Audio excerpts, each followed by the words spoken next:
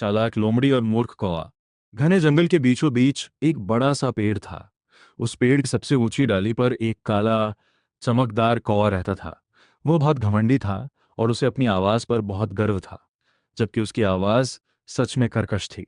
एक दिन सुबह सुबह कौवा खाने की तलाश में गांव की तरफ उड़ गया। काफी देर भटकने के बाद उसे एक घर के बाहर ताज़ा बना हुआ रोटी का टुकड़ा दिखाई दिया। जैसे ही किसी की नज़र उससे हटी, कौवा झट से नीचे उतरा और रोटी का टुकड़ा अपनी चोंच में दबाकर उड़ गया।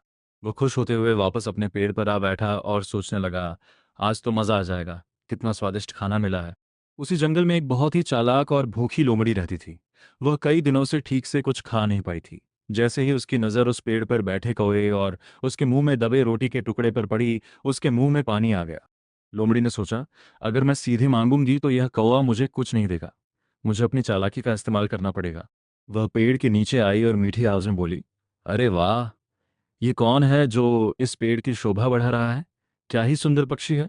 कौवा पहले तो थोड़ा चौंका, फिर गर्व से सीना बांधकर बैठ गया। लोमड़ी ने फिर कहा, तुम्हारे पंख कितने चमकदार हैं और तुम्हारी आंखें कितनी तेज हैं। सच में तुम तो इस जंगल के सबसे सुंदर पक्षी लगते हो। अब तो कौवा पूरी तरह फूल चुका था। उसने सोचा, ये लोमड़ी सच कह रही है, मैं सच में बहुत खास हूँ। लोमड़ी ने आगे कहा, मैंने सुना है कि तुम्हारी आवाज़ भी बहुत मधुर है। अगर तुम एक बार गाकर सुना दो तो मेरी जिंदगी धन्य हो जाएगी। कौवे को अपनी आवाज़ पर बहुत घमंड था।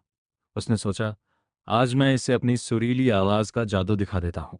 जैसे ही उसने गाने के लिए अपनी चोंच खोली, टक, रोटी का टुकड़ा नीचे गिर गया। लोमड़ी तो इसी मौके की तलाश में थी। उसने तुरंत रोटी उठाई और खाने गई। कौवा समझ गया कि उसके साथ धोखा हुआ है। वह बहुत शर्मिंदा हुआ। लोमड़ी मुस्कुराते हुए बोली, धन्यवाद दोस्त, तुम्हारी आवाज़ भले ही मीठी न हो, लेकिन तुम्हारी मूर्खता ने मेरा पेट जरूर भर दिया। ये सुनकर कौवा बहुत दुखी हुआ और पछताने लगा। वह बोला, काश मैंने किसी की झूठी तारीफ पर भरोसा न किया होता। लोमड़ी ने जाते जाते कहा, याद रखो, जो लोग बिना वजह तारीफ करते हैं उनका कोई ना कोई मतलब जरूर होता है। सीख, मॉरल ऑफ द स्टोरी, झूठी तारीफ में कभी नहीं आना चाहिए। अहंकार और लालच इंसान या पक्षी को मूर्ख बना देते हैं। समझदारी से काम लेना ही सच्ची बुद्धिमानी है।